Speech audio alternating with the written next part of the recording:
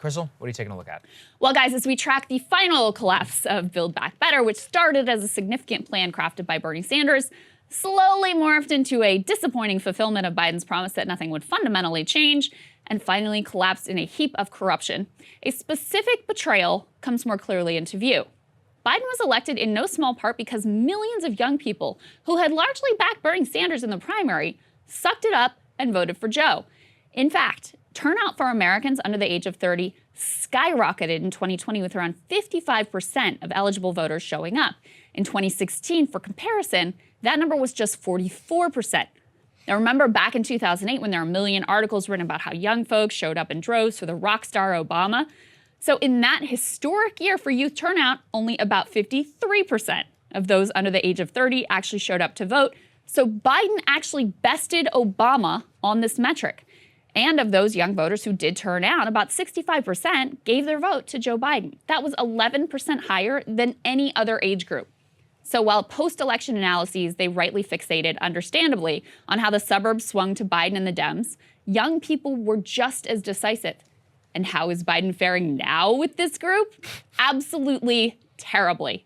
In fact, Biden's approval rating with young voters has fallen off a cliff. Just take a look at this. At the beginning of Biden's administration, back when he was beating Trump and distributing vaccines and delivering checks, his highest approval ratings by age group came from voters under 30. Now, that situation has completely reversed. He now garners his lowest approval ratings by age from voters under 30. Overall, their approval of Biden has fallen a staggering 50%. So guys, it doesn't take a rocket scientist to figure out why. Biden has broken every significant promise that he made to these generations on every issue that they care the most about. Let's start with college because it's so specific and it's so clear. Here is how it started. I'm going to make sure that everybody in this generation gets $10,000 knocked off of their student debt as we try to get out of this god-awful pandemic. And here is how it's going. I think you said last week that you were working on a plan to help students pay. But what about President Biden's campaign to forgive or cancel $10,000 in student debt? Pardon me. What is the message to those people who feel that he's yet to follow through on that promise? If Congress sends him a bill, he's happy to sign it. They haven't sent him a bill on that yet. Guys, Biden does not need a bill. This is an issue where he could act with the stroke of a pen, but he's decided not to. A direct breach of campaign promises that has nothing to do with Congress, nothing to do with Joe Manchin or the Senate parliamentarian. And that's forgetting about the fact that he promised 2 years of free college, a promise that was unceremoniously dropped from Build Back Better months ago. But wait, there's more. At a time when American pessimism about the economy is approaching historic levels, Biden has decided to restart student loan payments. On college affordability, disappointments and lies abound. But let's keep in mind, only about 40% of young Americans have a college degree, so we shouldn't collapse the interests of young people just down to student debt and college affordability.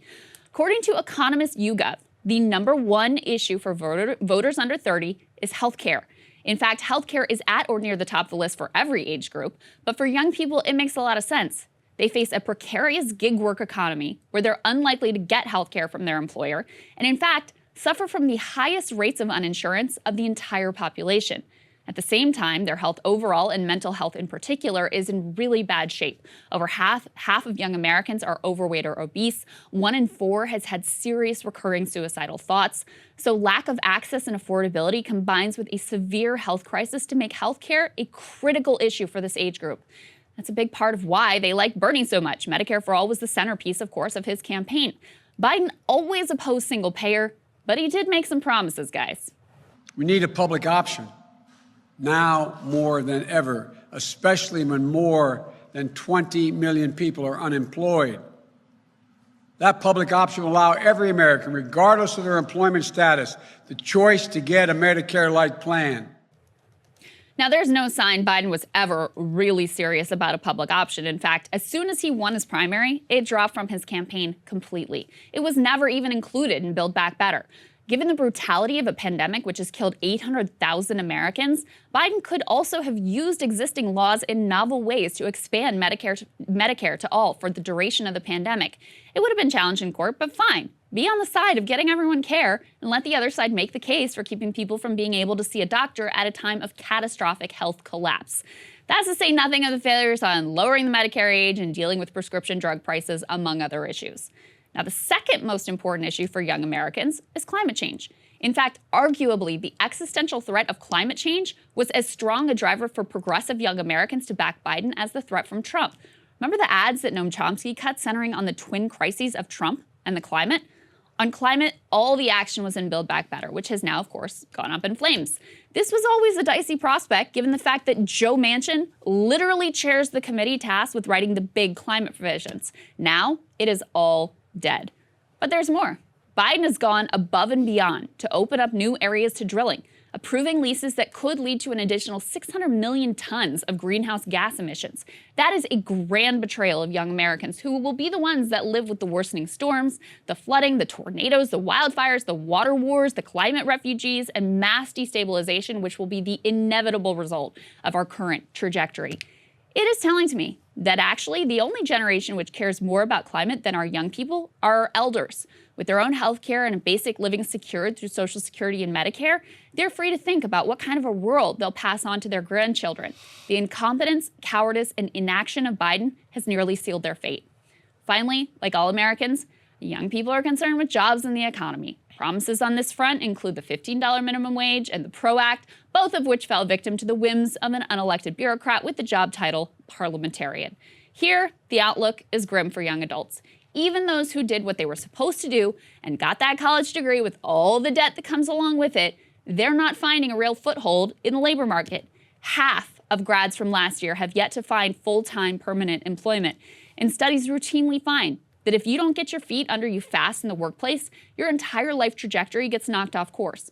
Dreams like a family or home ownership or starting a business or being able to travel, those things get pushed off further and further into the future. Precarity and rootlessness, they become the norm, with depression, addiction, and suicidal thoughts the inevitable companions for far too many. What happens when two political parties collaborate to deny their young generations a future? When Gen Z looks around and finds their interests casually discarded by one side and actively derided and sneered at by the other, what does it do to a country when their young people are shut out of power and opportunity, and when official channels for expressing that frustration and creating change are blocked by an army of corporate lobbyists? Biden's complete betrayal of his once enthusiastic young voters hastens the day when we will find out. I'm actually astonished there hasn't been more discussion of this, because at the beginning of his administration, this was... Hey guys, thanks so much for watching. That's right. Just as a reminder, you can become a premium subscriber today. Watch the full show completely uncut, our reactions to each other's monologues. You get to listen to it. You get to ask us questions, all that good stuff. Link is right there in the description or at breakingpoints.com. Best of all, great way to say screw you to the mainstream media.